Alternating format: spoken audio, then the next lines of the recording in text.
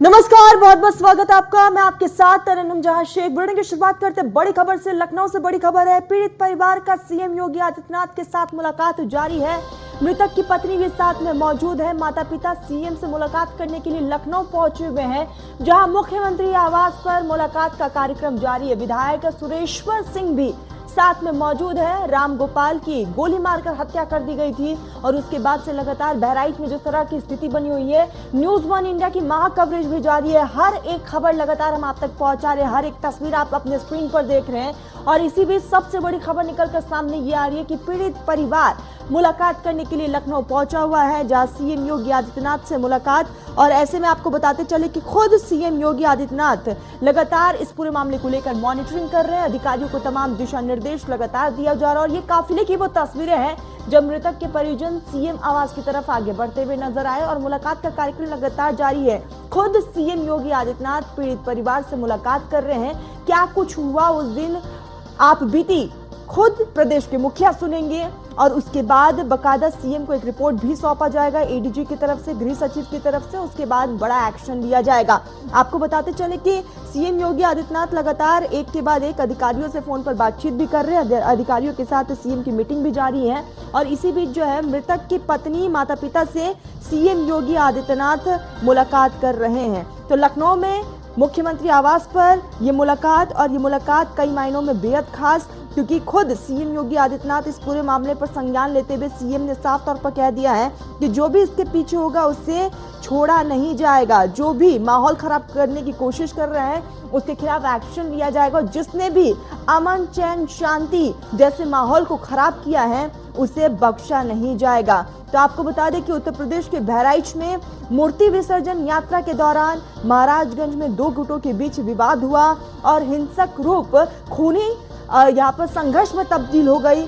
लगातार वहां पर पथराव हुए, फायरिंग हुई, आगजनी की घटनाएं भी हुई और गोली लगने से 22 वर्षीय युवक राम गोपाल मिश्रा की मौत हो गई। और उसके बाद से लगातार वहां पर स्थिति बद से बदतर होती चली गई।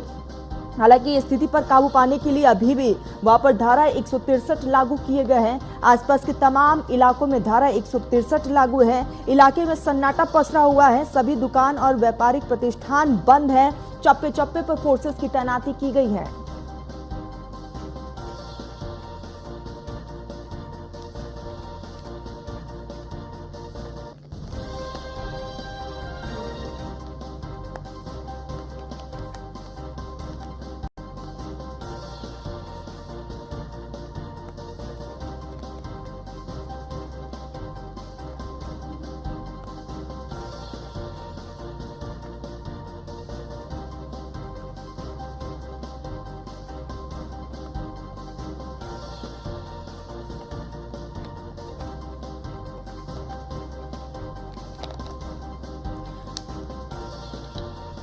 तो आपको बता दें कि सीएम योगी आदित्यनाथ से मुलाकात करने के लिए परिवार पहुंचा हुआ है। इसी बीच हमारे साथ खास मेहमान भी जुड़ चुके हैं।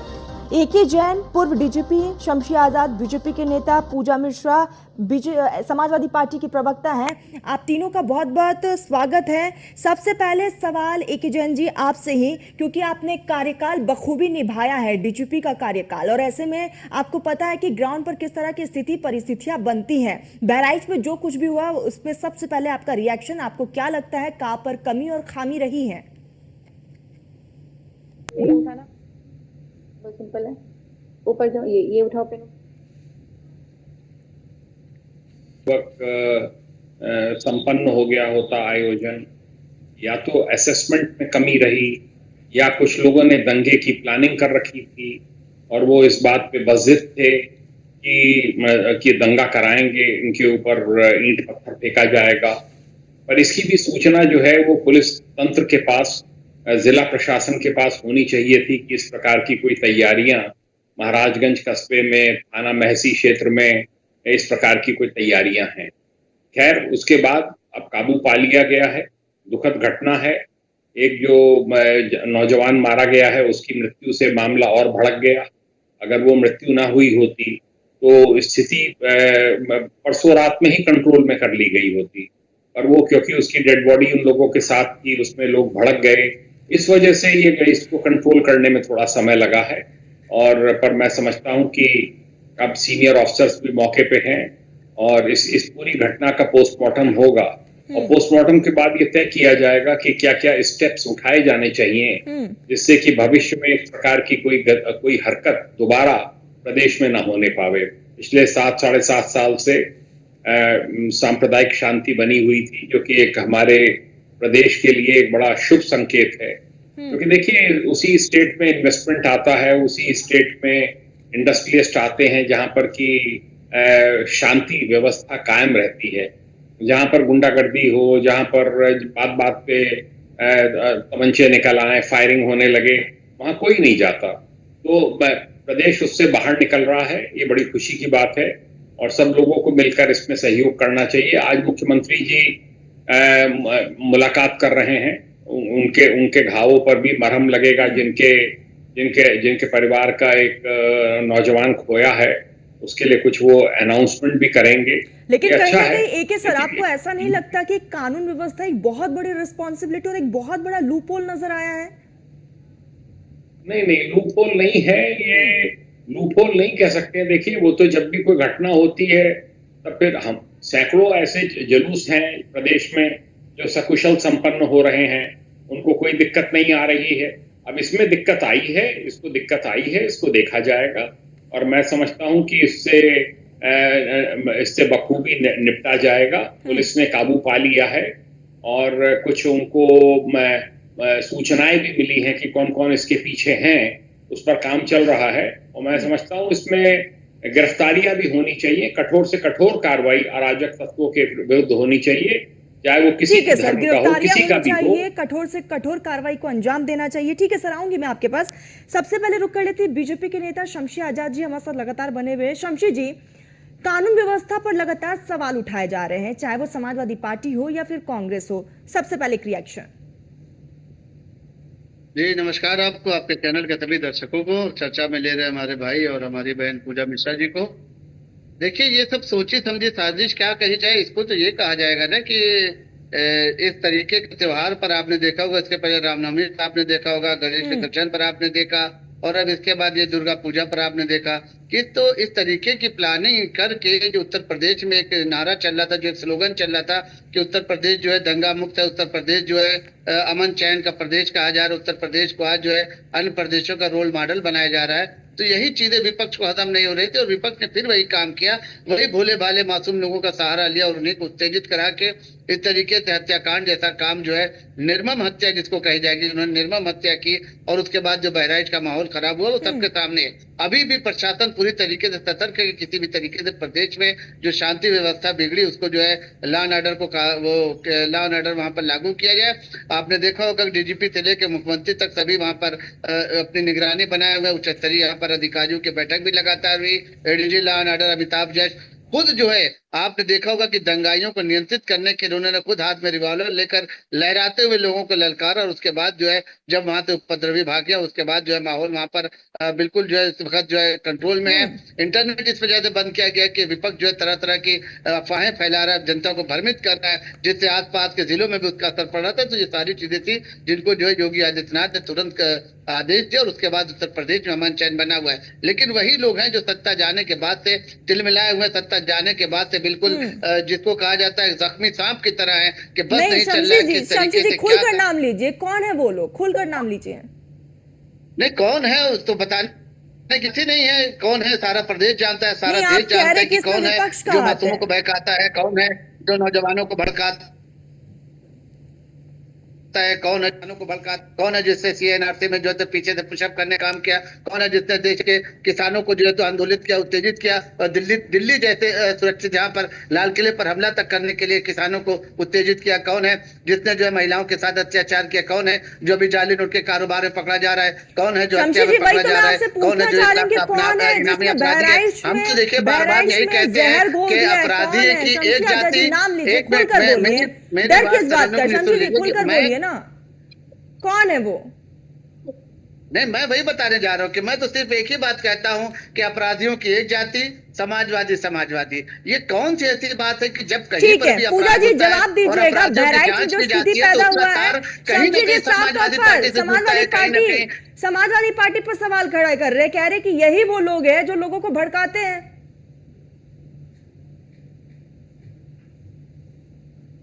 जी तरन्नुम जी, आपकी आवाज नहीं आई मुझको। पूजा जी मेरी आवाज आ रही है? जी जी बिल्कुल, तरन्नुम जी आप सवाल पूछिएगा। शमशी जी कह रहे हैं कि समाजवादी पार्टी है जो लोगों को यहाँ पर भड़काती है, बहकाती है, और बहराइच में जो स्थिति उत्पन्न हुई है वो भी विपक्ष की वजह से हुई है।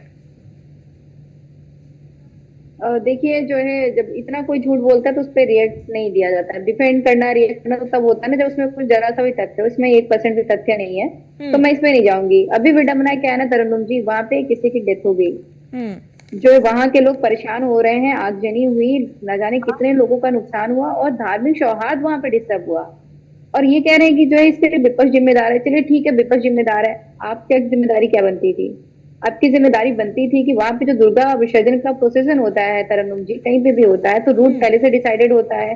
आपको जानकारी होती है कि कितने पूजा पंडाल के जो है मूर्ति विसर्जन यहाँ पे होंगे, ये भी जानकारी। आपको ये भी जानकारी रहती है कि कितनी बड़ी मूर्ति होगी, क्योंकि जो पूजा पंडाल होते हैं वो परमिशन लेते हैं।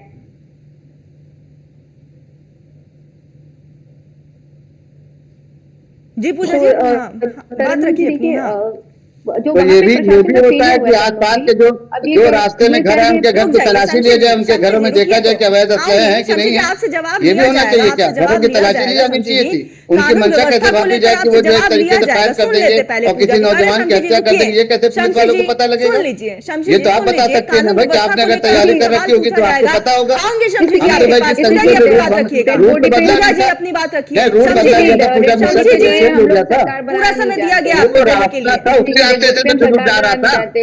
110 मूर्तियों का जो जुलूस था, एक पसंद पंडाल एक साथ है, तो फिर आपसे तो जा रहे थे। गंदी राजनीति आपको मुबारक करिए आप।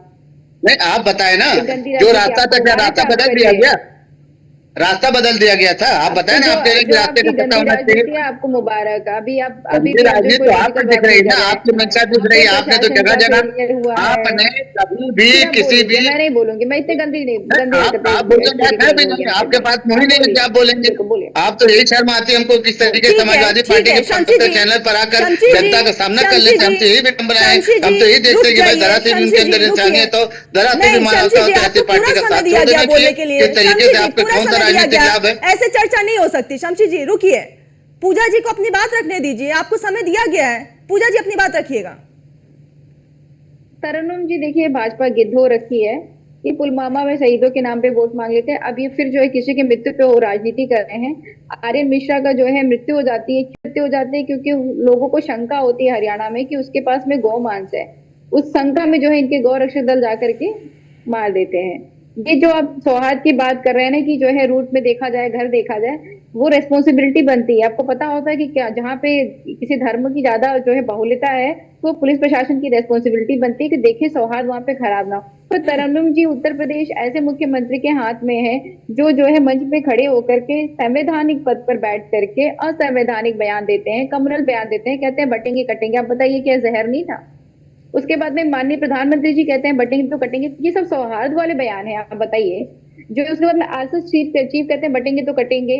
अनुराग ठाकुर कहते हैं ठीक है पूजा जी, आऊंगी सीधा एक बार लखनऊ लेकर जाते हैं जहां पर पीड़ित परिवार सीएम योगी आदित्यनाथ के साथ मुलाकात कर रहा है। वो तस्वीरें हम आपको दिखा रहे हैं। ये तस्वीरें सबसे पहले एक्सक्लूसिव तस्वीरें न्यूज़ 1 इंडिया पर आप देख रहे हैं, जहां पीड़ित परिवार मां, बाप और पत्नी सीएम योगी आदित्यनाथ से मिलने के लिए उनके आवास पहुंचा हुआ है। सीएम योगी आदित्यनाथ उस दिन क्या कुछ हुआ वो पूरी आप बीती सुनते हुए नजर आ रहे हैं। तो तस्वीरें लगातार हम आपको दिखाएंगे और ऐसे में लगातार हमारे तमाम गेस्ट बने हुए हैं। सीधा गेस्ट की तरफ रुख करते, पूजा जी अपनी बात रखिएगा। जी तरन्नुम जी, तो जो संवैधानिक पद माननीय मुख्यमंत्री जी बैठे हुए हैं वहां पे खड़े होकर के वो असंवैधानिक बयान देते हैं, तो ये नफरत तो फैलाए जा रहे हैं। अभी ये मैं एक चीज से बिल्कुल एग्री करूंगी कि जो कंस्पिरेसी की बात चल रही है वो कंस्पिरेसी मुझे लगता है कि भाजपा कर रही है। भाजपा ने एक नीति अपना ली हुई है कि हम तो हिंदू मुसलमान ही करेंगे, इनके बीच में नफरत फैलाएंगे। आप बताइए कि जो है कांवड़ यात्रा इतने सालों से चलती आ रही थी तरन्नुम जी, कभी इतना विवाद हुआ क्या जितने विवाद अब की हुई? ये जो है इसी बार विवाद क्यों हुआ? क्योंकि माननीय मुख्यमंत्री जी चाहते थे। ठीक है पूजा जी, जवाब ले लेते हैं इसका। शमशी जी, सरकार आपकी, सरकार बीजेपी के प्रदेश में, अगर आप विपक्ष पर आरोप लगा रहे हैं तो आपकी भी जिम्मेदारी है। कानून व्यवस्था बीजेपी की सरकार है, जिम्मेदारी आपकी है और कई गुना ज्यादा बड़ी जिम्मेदारी आपके कंधों पर है। इस वक्त एक्शन क्यों नहीं लिया गया? सबसे बड़ी बात तो पूजा मिश्रा जी ने तो पहले जो है इनको माफी मांगनी चाहिए। जिस तरीके से योगी आदित्यनाथ पर इन्होंने कहा है कि इन्होंने झगड़ा कराने का और जो है माहौल खराब कराने के लिए इन्होंने साजिश रची है, तो आपके पास कोई ऐसा सबूत है कि क्या योगी आदित्यनाथ का दंगा कराने में कोई हाथ है या भाजपा का कोई हाथ है? तो आप बता दीजिए भाई, हम लोग माफी मांग ले भाई, हम जाके वहां पर जो है जनता से कहे भाई कि हमारी गलती हो गई है। अपना आरोप दूसरे के ऊपर लगा देने से आपकी छवि जो है बहुत साफ नहीं हो जाएगी। आपके जो गुंडा माफिया है, आपके जो अपराधी हैं, वो सब दिखता है। कौन है जिसने मस्जिदों से पत्थर चलाया था, कौन है जिसने मदरसे से पत्थर चलाया था, कौन है जिसने गणेश विसर्जन पे चलाया, इसके पहले रामनवमी पे चलाया। तो ये सारी चीजें जनता के सामने आ चुकी पूजा मिश्रा जी। ऐसी बात नहीं कि अब आप जो है नहीं बताएंगे या उसको बताएंगे कि सरकार हमारी है। यही तो आपको हजम नहीं हो रहा भाई। जिसके बलबूते पे आप राज किया करते थे, जो अल्पसंख्यक समाज बिल्कुल भोला भाला मासूम था, जिसको डरा कर दबा कर आपने हमेशा गंदी राजनीति का शिकार बनाया, उसको बद से बदतर हालत में पहुंचाया है। आज अगर उसके साथ कुछ होता है तो उसके जिम्मेदार पूजा मिश्रा जी आप हैं, आपकी विचारधारा है, आपके नेता हैं, समाजवादी पार्टी और कांग्रेस पार्टी के लोग हैं। अगर आज उन्होंने इसके पहले अगर समाजवादी पार्टी के लोगों ने अल्पसंख्यक समाज के लोगों को शिक्षित किया होता तो आज वो घरों में न बैठे होते, आज वो जो है इस तरीके के कामों में न होते, आज रोजगार कर रहे थे, कहीं IAS की तैयारी कर रहे थे, दिल्ली नोएडा में या दुबई अमेरिका में कहीं ना कहीं जॉब कर रहे थे। लेकिन आपके शासनकाल में आप लोगों की सरकारों ने सिर्फ और सिर्फ उनका इस्तेमाल सिर्फ एक चीज से किया, वोट लेने के लिए, और दूसरा उनका इस्तेमाल किया राजनीति के लिए, उनकी छवि बिगाड़ने के लिए। आज अगर उनके हाथों में पत्थर है तो उसके जिम्मेदार कांग्रेस पार्टी और समाजवादी पार्टी के लोग हैं। शमशी जी, कानून व्यवस्था को लेकर सीधा सवाल था, इसका जवाब पूजा जी देंगी। कानून व्यवस्था पूरी तरीके से आप देखिए कि इतना बड़ा दंगा जिसको जो है विपक्ष कराने के लिए पूरी तरीके से आतुर था। लगातार वीडियो मैसेजेस उनके भेजे जा रहे थे। अगर आप सोशल मीडिया पे देखेंगे तो सब पता चल जाएगा कि कौन है जो अफवाहें फैला रहा था, कौन है जिसने जो है वहां पर जो है तो शांति भंग करने की वो कोशिश की, कौन है जिसने अन्य जिलों में माहौल खराब करने की कोशिश की, कौन है जिनके यहाँ बैठकें हुई, कौन है जिनके यहाँ लोग इकट्ठा हुए। सारी चीजें प्रशासन को पता है। इसीलिए योगी आदित्यनाथ ने बिल्कुल साफ कहा कि अगर कोई इसमें शामिल होगा तो उसको बख्शा नहीं जाएगा, चाहे कोई पीछे से हो, चाहे कोई आगे से हो, दंगाई कोई भी हो, उसको प्रदेश में अमन चैन। ये जो भारतीय जनता पार्टी लगातार नारे लगा रही थी कि अमन चैन का प्रदेश, अमन चैन का प्रदेश, अमन चैन का देश, तो यही चीजें 10 विधानसभा की जो सीटों पर चुनाव होने जा रहा है तो यही मैसेज देना चाह रहे थे। और अब देखिए समाजवादी पार्टी के लोग ये कहने लगे कि भाई देखें इनके शासनकाल में दंगा हो रहा है, इनके शासनकाल में दंगा हो रहा है, इस्तीफा दे देना चाहिए मुख्यमंत्री को। तो ये अपनी साजिश में कामयाब हो गए। लेकिन आगे ये ऐसी गंदी राजनीति, ऐसी गंदी साजिश जो है योगी आदित्यनाथ की सरकार में तो कम से कम तरन्नुम जी नहीं होना है, नहीं होना है। पूजा जी जवाब दीजिएगा। तरन्नुम जी, मैंने पहले भी बोला कि जो है बैठ करके भाषण दे रहे हैं जो है भाजपा के प्रवक्ता, ये सिर्फ और सिर्फ ये भी तो जहर ही उगल रहे थे। आप बताइए, अब उठा करके देख लीजिए कौन जहर उगलता है। मेरा वक्तव्य उठा के देख लीजिए, उनका वक्तव्य उठा करके देख लीजिए, आपको क्लियर दिख जाएगा कि नफरती राजनीति कहाँ हो रही है। क्यों ये वही पार्टी से आ रहे हैं ना। तो मैं फिर से बात करूंगी कि जो बहराइच में घटना घटित हुई है वहां पे कह रहे हैं प्रशासन का फेलियर है। अगर प्रशासन का फेलियर है तो प्रशासन तो सरकार के हाथ में ना, सरकार का फेलियर है। जब वहां पे एक दिन पहले से घटना घटित हुई, चलिए ठीक है, आप उसके लिए नहीं तैयार थे, हम एक बार के लिए वही मान लेते, पर दूसरे दिन से तो आपको तैयार होना चाहिए था ना। दूसरे दिन कैसे इतनी आगजनी हो गई? फिर अब आप कह रहे हैं एक्शन का रिएक्शन हो रहा है, फिर तो लॉ एंड ऑर्डर को हटा दिया जाए, साइडलाइन कर दिया जाए, सरकार को साइडलाइन कर दिया जाए, ये एक्शन का रिएक्शन ही चले। और आप हम पे आरोप लगा रहे हैं, इनका लगातार यही चलता है कि हमारे पीछे छुप जाए। अभी कह रहे थे किसानों को किसने उकसाया, अभी कहेंगे सोनम वांगचुक को भी जो है जाके भाजपा के विरोध में जो है हमने बोला है कि सोनम वांगचुक जी आप आइए, इनके प्रोटेस्ट करिए। जब इनकी तारीफ करते हैं तब इनको नहीं लगता है। जब जनता अपने हक की बात करने लग जाती है, जब महिला प्रोटेस्ट करती है, महिला पहलवानों को हमने बोला था कि भैया पाओ प्रोटेस्ट करो, और ये लगातार कह रहे हैं कि नहीं ये जो विपक्ष कर रहा है। तो भाई पुलिस प्रशासन आप ही की है, आप तत्कालीन मुख्यमंत्री को गिरफ्तार कर सकते हैं, तो आप हमें कुछ कैसे छोड़ दे रहे हैं? ये कैसे बात हो जा रही है कि आप हमें बख्श दे रहे हैं? देखिए ये जो है अपने कुकृत्य में आगे बढ़ते चले जा रहे हैं। इनका कार्य ही यही हो रखा हुआ है कि सौहार्द खराब कर देना। ये इसका खामियाजा जो है भुगतना पड़ रहा है उत्तर प्रदेश की जनता को। तरन्नुम जी, जो प्रशासन में लोग पहले बोलते, हाथरस में जब घटना घटी थी तब भी बोला गया कि कोई भाई बलि का बकरा मत बनाइए, छोटे ऑफिसर्स के ऊपर कार्रवाई मत करिए, जो ऑफिसर रिस्पॉन्सिबल है, जो ऑर्डर्स पास करते हैं उनके ऊपर कार्रवाई होनी चाहिए। यहाँ पे भी यही हो रहा है कि SHO, SSP, SP सिटी पे कोई कार्रवाई नहीं होना है, SEO पे कोई कार्रवाई नहीं। कार्रवाई किस पे होनी? छोटे ऑफिसर पे, जिसके हाथ में भाई ऑर्डर देना भी नहीं है। तो जिनके ठीक है हाथ में पूजा order जी, देना, आऊंगी जिनके आपके हाथ पास में सीधा। ये authority है, उनके ऊपर कार्रवाई करें। लखनऊ से ये तस्वीरें एक बार दिखा देते हैं दर्शकों को अपने। ये तस्वीरें हैं जब सीएम योगी आदित्यनाथ के साथ पीड़ित परिवार मुलाकात कर रहा था, और आप इन तस्वीरों में देख सकते हैं आंखें नम है, उस माँ की आंखें नम है, उस पिता की आंखें नम है, उस पत्नी की आंखें नम है, और बेबस ये पूरा परिवार इस वक्त नजर आ रहा है। तो प्रदेश के मुखिया यानी कि सीएम योगी आदित्यनाथ के पास ये परिवार पहुंचा हुआ है, और माँ हाथ जोड़ती हुई सीएम योगी आदित्यनाथ तसल्ली से उस दिन क्या कुछ हुआ वो सुनते हुए नजर आ रहे हैं। और एक बड़ी लापरवाही साफ तौर पर देखने को मिली है। हालांकि लगातार सीएम की तरफ से कहा जा रहा है कि इसके पीछे जो भी होगा उसके खिलाफ सख्त कार्रवाई की जाएगी। मेहमान हमारे लगातार बने हुए हैं। एक ही जन सबसे आपके पास ही आऊंगी मैं सीधा। आपने दोनों ही पक्षों को देखा सर, बीजेपी और समाजवादी पार्टी को आपने सुना सर। जाहिर है कि अब इस पर राजनीति नहीं होनी चाहिए। नहीं, राजनीति का विषय नहीं है। देखिए, समाज है, 25 करोड़ की आबादी है, कहीं भी घटना घट सकती है। पुलिस इसीलिए होती है, जिला प्रशासन इसीलिए होता है कि तत्काल उस पर काबू पाया जाए और गुण दोष के आधार पर जो भी दोषी हों उनके खिलाफ कड़ी कार्रवाई की जाए। इस प्रकरण में भी कड़ी कार्रवाई होगी। कहाँ कहाँ गफलत रही, कहाँ चूक हुई, उसको सुधारा जाएगा। कोई अगर ऐसी चूक हुई है जो कि अवॉइड की जा सकती थी, अगर किसी ने लापरवाही बरती है, थानाध्यक्ष, चौकी इंचार्ज, 6 लोग सस्पेंड हुए हैं और के खिलाफ भी कार्रवाई हो जाएगी। और प्रदेश जो है सब 7 साल से पूरी शांति है, सांप्रदायिक सद्भाव बना हुआ है, और हम सबको मिलकर यही एक एक बात बताइएगा कि जब ये यात्रा निकाली जा रही थी, अगर उस वक्त भारी फोर्सेस वहां पर मौजूद होती, हालांकि फोर्सेस थी वहां पर लेकिन अतिरिक्त पुलिस बल तैनात नहीं थी, तो क्या शायद इस तरह की आज तस्वीरें हम नहीं देख पाते सर? देखिए, ये तो इस वक्त तभी होता है जबकि घटना घटित हो जाती है। उस पर हम आप कुछ भी चिंतन कर सकते हैं। सैकड़ों ऐसे जुलूस हैं जो शांतिपूर्वक संपन्न हो जा रहे हैं, कहीं पर कुछ नहीं हो रहा है, कहीं पत्ता नहीं खटक रहा है। अब ये इसमें हुआ है, इसका पूरा पोस्टमार्टम होगा, पूरी जांच हो रही है, और जो भी इसमें दोषी पाए जाएंगे उनके खिलाफ कार्रवाई होगी। सबसे ज्यादा महत्वपूर्ण है कि कोई भी निर्दोष व्यक्ति के खिलाफ कार्रवाई ना हो। जो भी दोषी हैं उनको चिन्हित करके आराम से उनको समझ के कि इनका क्या क्या भूमिका थी, ये पहले से प्लानिंग थी या अकस्मात हो गया, उसके ऊपर कार्रवाई होगी। जो मृतक है उनके परिवार को ढाढ़स बंधाया जा रहा है, ये नितांत आवश्यक है। इसका एक प्रभाव पड़ेगा पूरे जनपद पर, क्योंकि लोगों को लगता है इस परिवार के साथ ज्यादती हुई है, अकेला कमाने वाला चला गया है। तो जो और उसके मर्डर के जो भी दोषी हैं उन पर कठोरतम कार्रवाई कानून के तहत होनी चाहिए। फास्ट ट्रैक कोर्ट में केस चलना चाहिए, जिससे कि शीघ्र से शीघ्र ऐसे लोगों को कड़ी से कड़ी सजा मिल सके।